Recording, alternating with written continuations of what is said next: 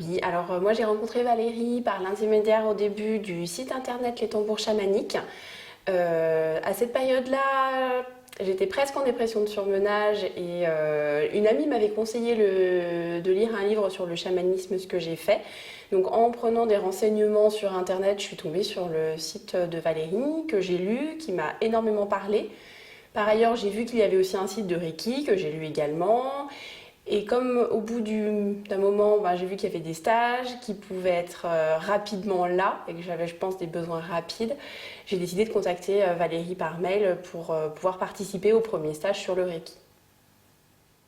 D'accord, suite au premier stage, j'ai vraiment été contente du premier stage, j'ai vraiment accroché avec la méthode.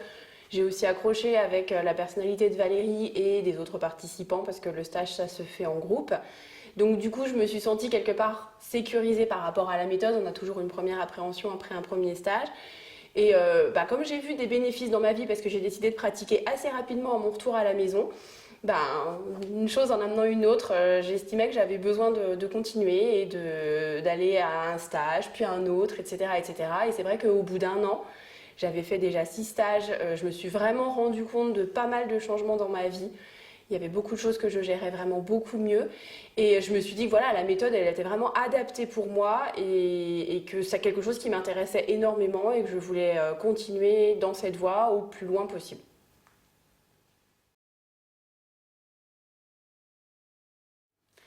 Alors ce travail avec AGI, déjà il m'a permis d'aller tout simplement mieux. Rien que ça, c'est déjà énorme de me sentir plus libre.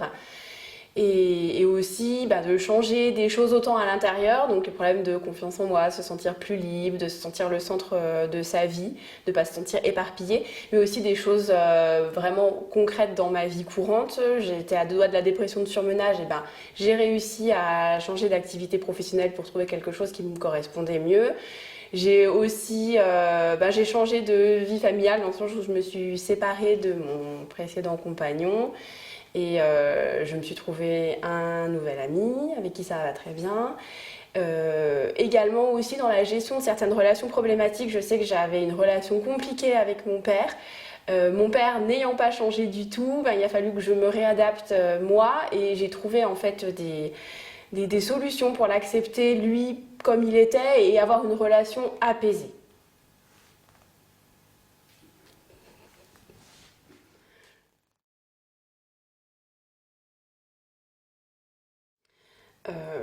Je trouve que j'ai changé déjà par rapport à mon approche de moi-même. Ça, c'est un gros point.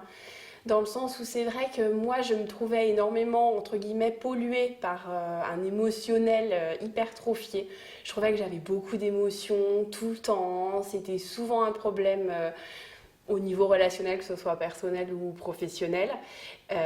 Voilà, donc certes, avec ce travail de développement personnel, mes émotions sont peut-être aussi un peu calmées, apaisées, j'ai aussi plus de recul, mais quand bien même j'arrête de voir les émotions comme un boulet en fait à la patte qui me dérange, et je les vois plutôt comme une chance, comme un moyen de savoir comment je vais, et aussi de m'aiguillonner dans la vie, savoir en fait vers où je veux aller. Donc ça c'est un premier point.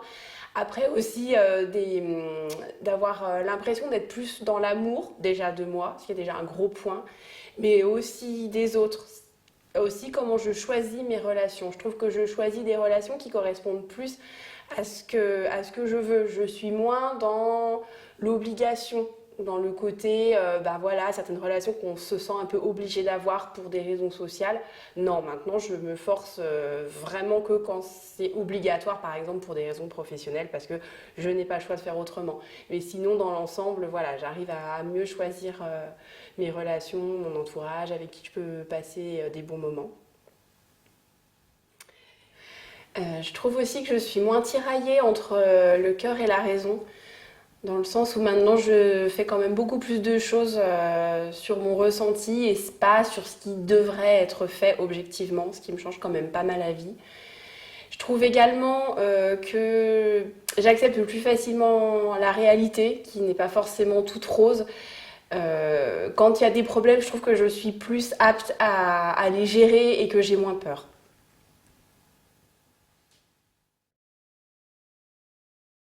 pour moi, cette méthode s'adresse en fait à toute personne qui veut changer, mais autant à l'intérieur qu'à l'extérieur. J'aurais envie de dire, c'est important en fait de certes vouloir se changer soit pour aller mieux, pour fonctionner mieux dans le monde, mais aussi parfois de changer son environnement qui n'est pas bon pour soi pour aller aussi mieux et vivre une vie plus apaisée.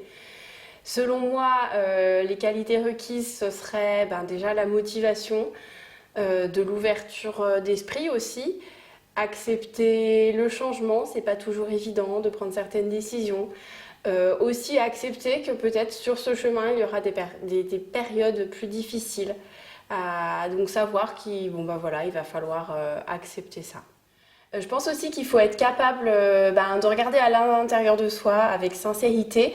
Le travail ici, c'est pas quelque chose comme de la psychologie où on apprend une théorie psychologique. C'est vraiment la pratique sur soi qui est importante. Et c'est vrai que si on veut changer, il faut toucher du doigt ces vrais problèmes et pas nécessairement ceux que parfois on se raconte ou ceux qu'on croit que l'on doit changer.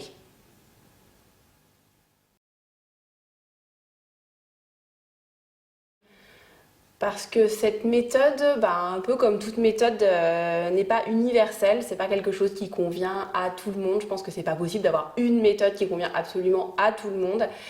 C'est vrai qu'on a besoin de savoir qui est capable en fait d'être sincère, de parler vraiment de lui. C'est vraiment un travail sur soi avant tout. Il y aura des partages en groupe, il faut que ça se passe bien, que tout le monde y trouve son compte et qu'on sache si la personne, en fait, elle vient bien chercher ça et pas autre chose. Ce ne sont pas des stages de détente, bien-être ou des solutions magiques à nos problèmes. Il faut venir avec nos problèmes, entre guillemets, les déposer sur la table pour pouvoir, en fait, vraiment travailler dessus et trouver à notre niveau des accroches pour aller mieux, en fait.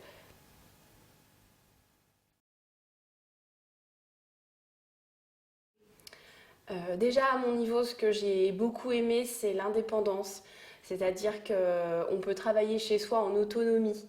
Moi personnellement, j'ai suivi pendant 2 ans une psychanalyse et je trouvais que on travaillait quand même beaucoup. Beaucoup. Non, je suis pas sûre qu'on travaillait beaucoup, mais on disait beaucoup de choses chez le psychanalyste et sorti de la séance, qu'est-ce qui se passait? J'avais pas réellement d'outils pour travailler moi de mon côté. On était un peu isolés. Moi, je sais que ça m'occasionnait beaucoup de souffrance. Je passais des nuits entières à pleurer sans avoir réellement de choses qui bougeaient. Donc clairement, oui, l'indépendance et pouvoir travailler en autonomie à la maison et avoir des choses à faire quand ça va pas ou quand on trouve des thèmes de développement personnel, pouvoir travailler dessus déjà à la maison tout seul, ça a été déjà le gros point. Le deuxième point, c'était vraiment le problème de l'effacement des croyances. Cette méthode permet en fait d'effacer nos croyances et ça ne nous en rajoute pas. Pour avoir fait d'autres stages complètement différents, type danse-thérapie ou ce genre de choses, souvent avec tout ce qui est développement personnel, il y a des croyances qui sont un peu rajoutées. On essaie de vous faire aller vers quelque chose ou un peu d'ésotérisme. Voilà, ici c'est pas du tout le cas. On enlève des croyances, on n'en rajoute pas. Donc ça c'est un point que je trouve important. Il y a aussi le point qu'on travaille dans la réalité, sur des choses concrètes qui nous arrivent en vrai. C'est pas quelque chose qu'on s'imagine. Ça, je pense que c'est très important également. Je fais une pause parce que je sais que je voulais dire un truc. Ah voilà, trouvé. Moi, je trouve la chose principale me concernant aussi, c'est vraiment, il y a une réelle transformation.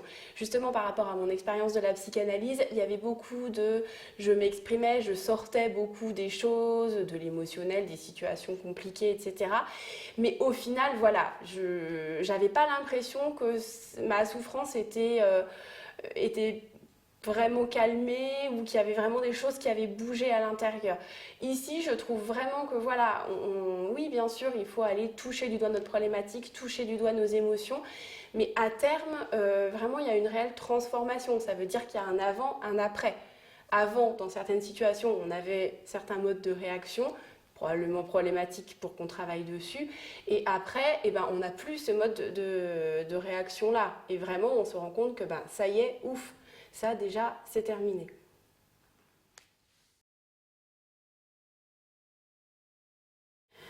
Alors, ce qui différencie Valérie Tardy, c'est déjà que elle a créé cette méthode et qu'elle l'a testée intégralement sur elle jusqu'au bout.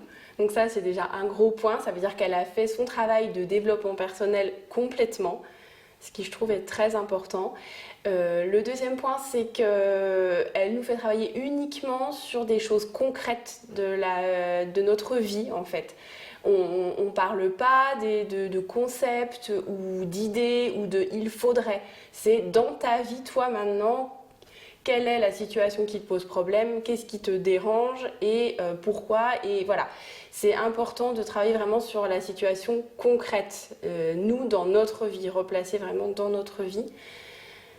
Après, ce qui est important pour moi aussi, c'est qu'elle ne juge pas et qu'elle est bienveillante. Et quand je dis bienveillante, ça ne veut pas dire qu'elle est gentille tout le temps. Ça veut dire que bienveillante, des fois, ça veut aussi dire, dire les choses, dire la réalité, qui n'est pas forcément toute rose. Ou parfois, ça veut dire aussi secouer un peu les gens. Et c'est des choses qui sont importantes et je trouve pour moi que c'est un gage de confiance. Et le dernier point, c'est que elle est normale. Ça veut dire que ben voilà, elle a une vie familiale, une vie sociale, elle est intégrée, il n'y a pas de souci, elle n'est pas illuminée, elle s'habille normalement, elle ne met pas des grandes taches blanches toute la journée et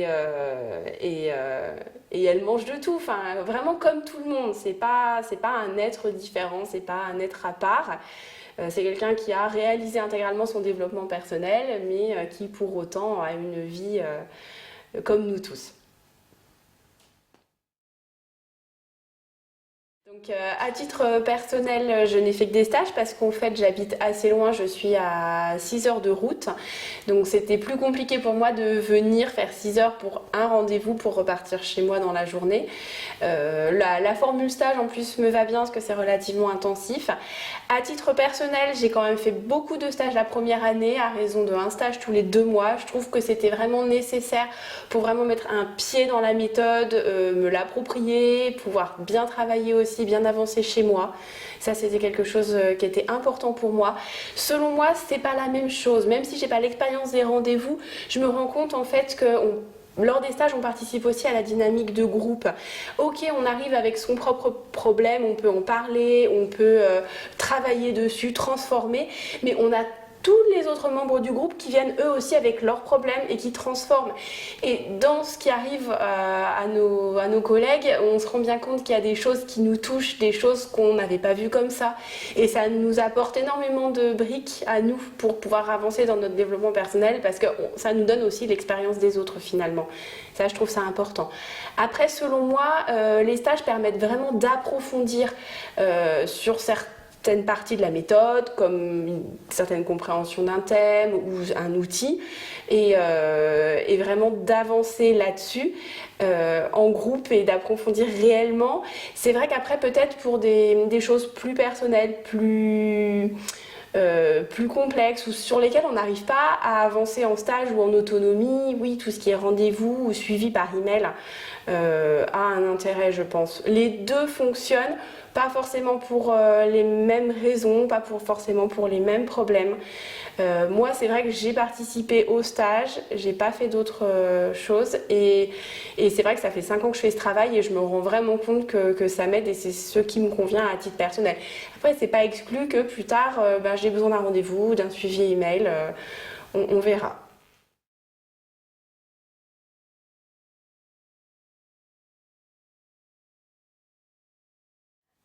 Alors selon moi, ça dépend un petit peu de ce qu'on est venu chercher aussi. Concrètement, je pense qu'il peut y avoir des résultats dès le premier stage ou dès le premier rendez-vous. Si on a été suffisamment sincère et qu'on a touché une problématique, on peut déjà avancer beaucoup sur la problématique, déjà transformer quelque chose.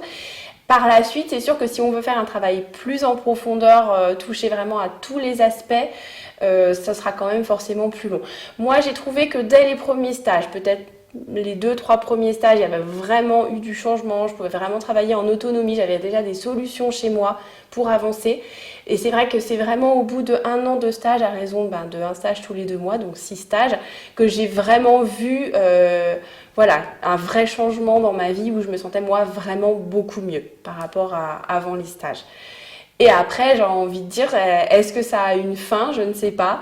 Dans le sens où moi, ça fait déjà 5 ans que je fais ce travail et il m'apporte toujours plein de choses. J'apprends toujours de nouvelles choses en stage et c'est très important. Par contre, pour le problème du rendez-vous, c'est différent parce que c'est vrai que je pense que le rendez-vous, c'est peut-être pour des problématiques plus personnelles, pour transformer quelque chose de précis qu'on n'arrive pas forcément tout seul.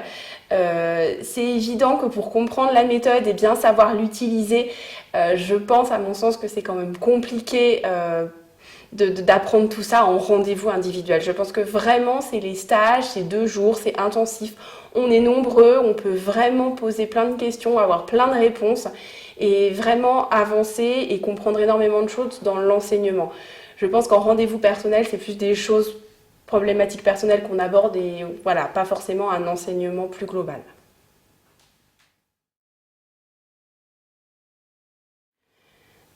Avec AGI, ce qui est important, c'est qu'on part déjà de situations de notre quotidien qui nous posent problème. Souvent, voilà, il y a des situations dans notre vie qu'on a du mal à gérer ou qui nous créent vraiment beaucoup d'émotionnel. Ben, c'est ces situations-là qui seront le point de départ.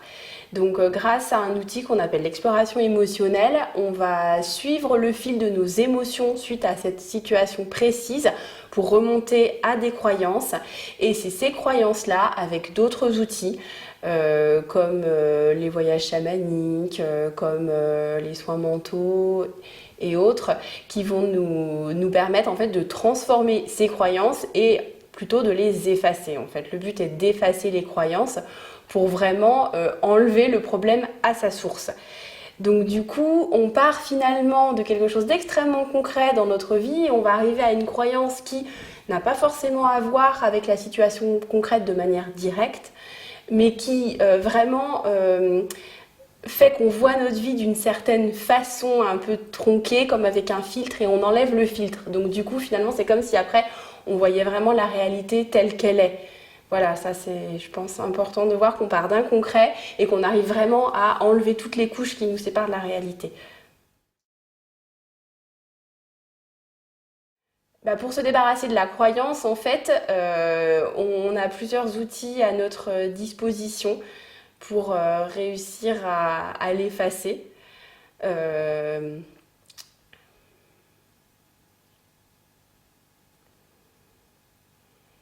Bah, déjà, je pense que la première chose, c'est se rendre compte que bah, la croyance, c'est qu'une croyance. Ça veut dire que ce n'est pas la réalité, c'est pas une vérité universelle. C'est quelque chose qui n'existe pas autre part qu'à l'intérieur de nous et qui nous fait voir la vie d'une certaine façon. Donc déjà, la prise de conscience, c'est énorme. Parfois, ça suffit, parfois non. Et ben, parfois, on a vraiment besoin d'utiliser d'autres outils de transformation plus, plus, euh, plus précis, je dirais, pour l'effacer. Je pense en particulier aux soins mentaux qui fonctionnent bien. Je pense aussi aux voyages chamaniques qui peuvent être utiles également, à tout ce qui est méditation de compassion également. Et il y a aussi certaines fois, on va tomber sur une blessure du passé. Et dans ce cas-là, on peut opter pour la récapitulation chamanique.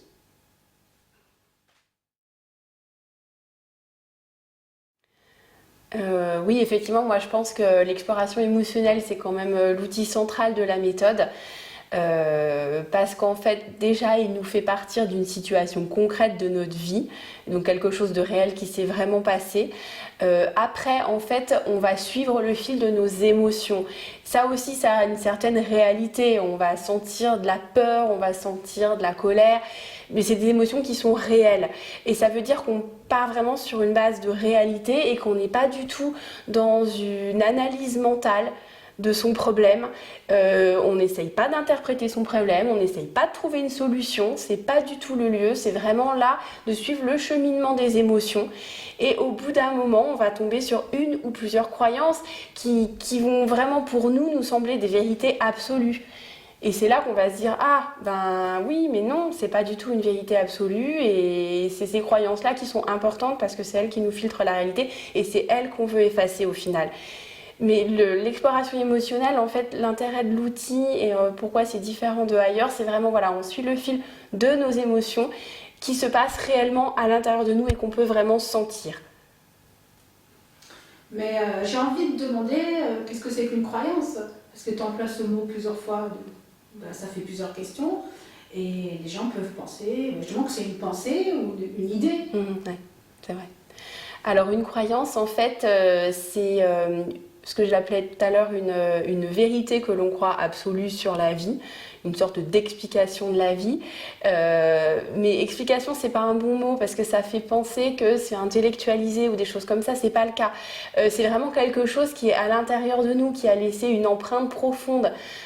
Souvent, c'est suite à des situations soit dans l'enfance, soit quelque chose de relativement traumatique, qui nous a vraiment laissé une empreinte et on s'est dit, ah, donc ça fonctionne comme ça, donc toute la vie fonctionne comme ça, ou à partir de cet élément-là. C'est quelque chose de vraiment à l'intérieur de nous, c'est pas une pensée qu'on s'est dit, c'est quelque chose même du domaine, je dirais, de l'émotionnel, un truc qu'on a ressenti, qu'on s'est dit, ah, donc ça fonctionne comme ça. Donc maintenant je le sais, tout fonctionne comme ça. Et voilà, et après on fait une généralisation abusive sans même s'en rendre compte. C'est juste que on a été marqué au fer rouge et que on se dit voilà, la vie c'est juste ça et puis c'est tout. Et c'est vrai que c'est pour ça que l'exploration émotionnelle est intéressante parce qu'on reste vraiment complètement dans l'émotionnel et on va, entre guillemets, vomir cette croyance hyper naturellement en disant oui c'est évident.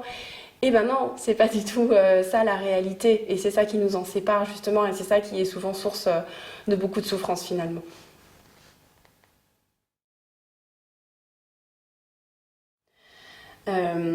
Après, c'est vrai que le soin chamanique, pour moi, il s'insère vraiment dans la méthode de développement personnel et on ne peut pas trop le mettre à côté, c'est vraiment à l'intérieur.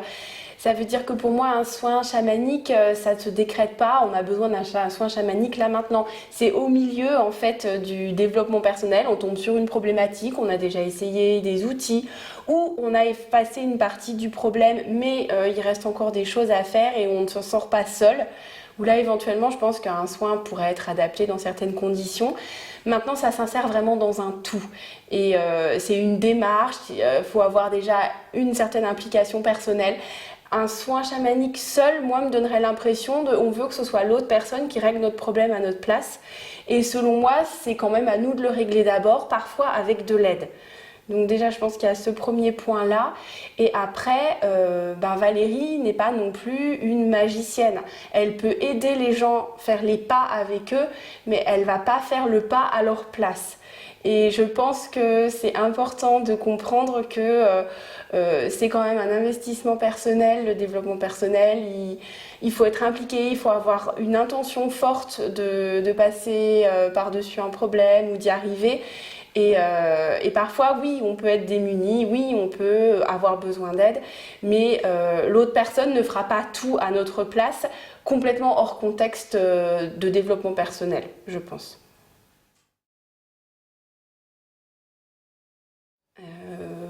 Oui, ça sert, oui, j'en ai déjà reçu à l'occasion de retraites ou de séminaires de guérison. L'intérêt, en fait, c'est de mettre en commun l'énergie d'une autre personne ou de plusieurs autres personnes, parce qu'il y a aussi des soins qui se font en groupe, pour nous aider à avancer. Et c'est cette mise en commun de toute l'énergie, de toute la bonne intention bienveillante de chacun qui aide parfois à passer des caps que tout seul, on n'arrive pas à passer, tout simplement. Enfin, c'est comme ça que je le vois.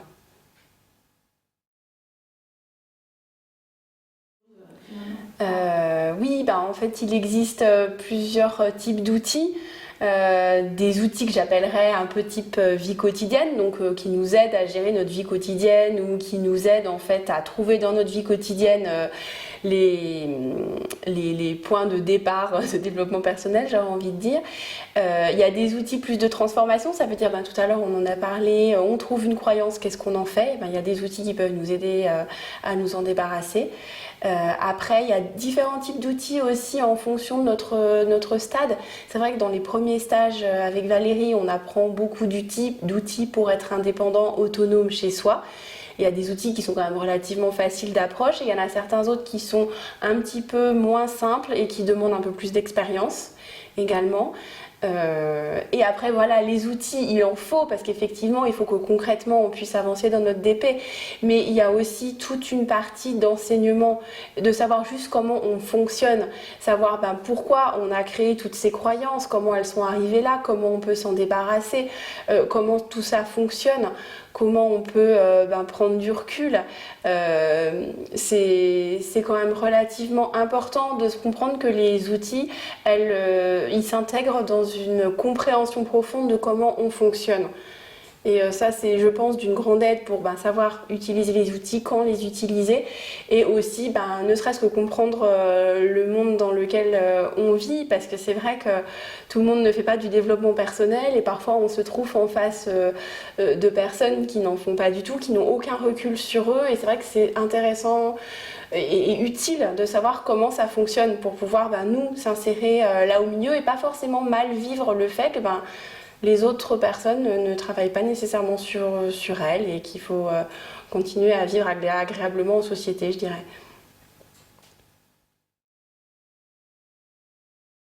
En fait, on change parce qu'en fait, on efface nos croyances, donc du coup, on n'a plus tous ces filtres qui nous permettent de voir la vie d'une autre façon. On prend donc beaucoup de recul. On comprend aussi comment ça fonctionne, comment on a acquis toutes ces croyances, comment ça se passe exactement. Ça nous donne beaucoup de recul sur le programme, ça nous permet de comprendre que ce n'est pas de notre faute, qu'on n'est pas une mauvaise personne parce qu'on a des croyances, c'est juste que ça s'est fait naturellement au cours de l'enfance et de notre évolution dans la vie. C'est un principe relativement naturel, mais après, il nous entrave. Donc, en fait, il faut savoir s'en débarrasser. Donc, pour moi, il y a, effectivement, effacer les croyances problématiques, mais c'est aussi nous libérer de certaines blessures du passé également, parce qu'on se rend compte qu'il y a parfois des choses qui nous arrivent, qui nous marquent énormément et qui fait que dans certaines situations, on ne réagit pas pareil parce qu'on a eu ce vécu-là. Donc c'est quelque part, cette expérience-là, on ne peut pas l'effacer, elle s'est réellement passée, mais on peut vraiment se libérer de son empreinte et arrêter de vivre en fonction d'elle. Ça, je pense que c'est un point aussi qui soulage énormément et qui permet aussi beaucoup de changer.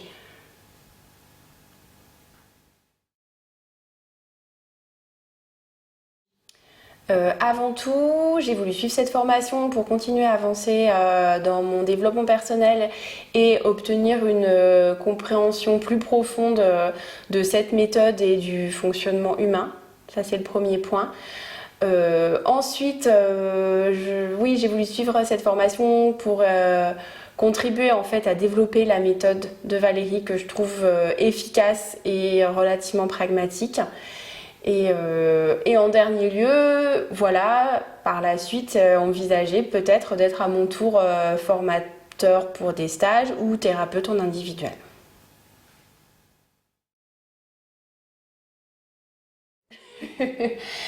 Donc je pense qu'il y a plusieurs niveaux d'implication dans ce chemin. Moi, à titre personnel, je le vois quand même aussi comme quelque chose, comme un développement spirituel également.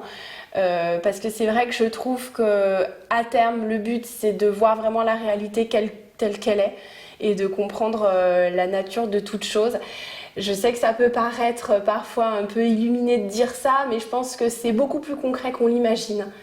C'est vrai que je me rends compte dans ma vie que ça m'a vraiment apporté d'être plus dans la réalité, plus les pieds sur terre, d'avoir beaucoup plus de discernement, beaucoup plus de recul, de savoir beaucoup plus gérer les problèmes, mes souffrances, d'être aussi beaucoup plus capable de profiter du bonheur et de la joie et des petits plaisirs de la vie. Donc au final, pour moi, c'est un réel chemin qui peut être extrêmement profond. Les niveaux d'application sont différents, chacun y trouve aussi ce qu'il y met, je pense.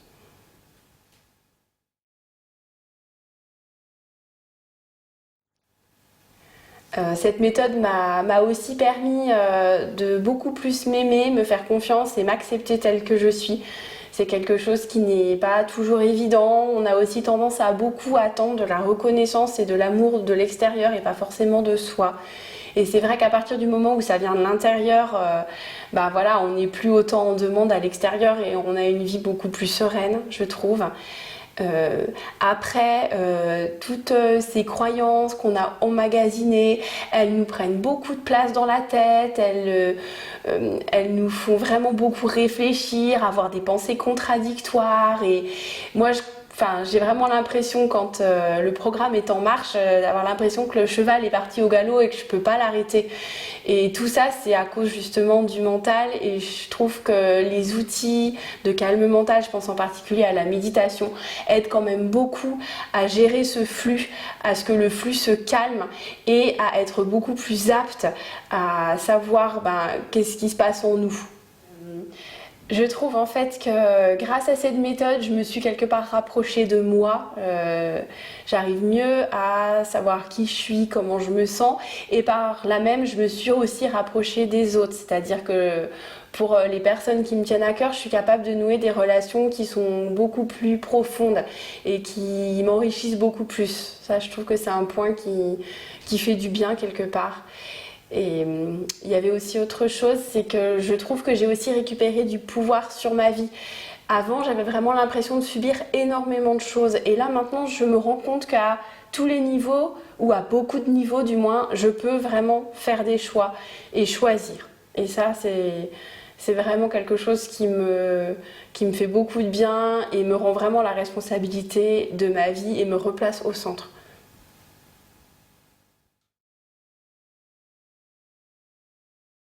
Un point que je trouve important aussi, c'est ces histoires d'émotions. On peut avoir un panel différent d'émotions, plus ou moins fortes, plus ou moins handicapantes, dans le sens qui prennent beaucoup de place.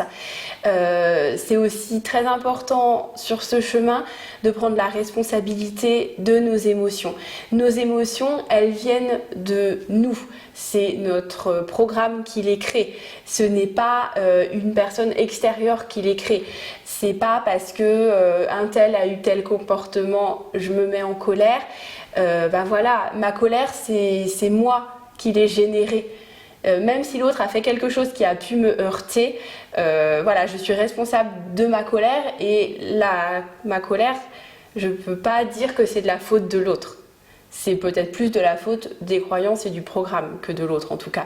Mais le fait de se rendre compte que les émotions, c'est vraiment notre responsabilité, nous aide énormément sur ce chemin parce que justement, typiquement dans l'exploration émotionnelle, on a besoin de se rendre compte que les émotions viennent de nous. Et donc c'est à nous de travailler dessus.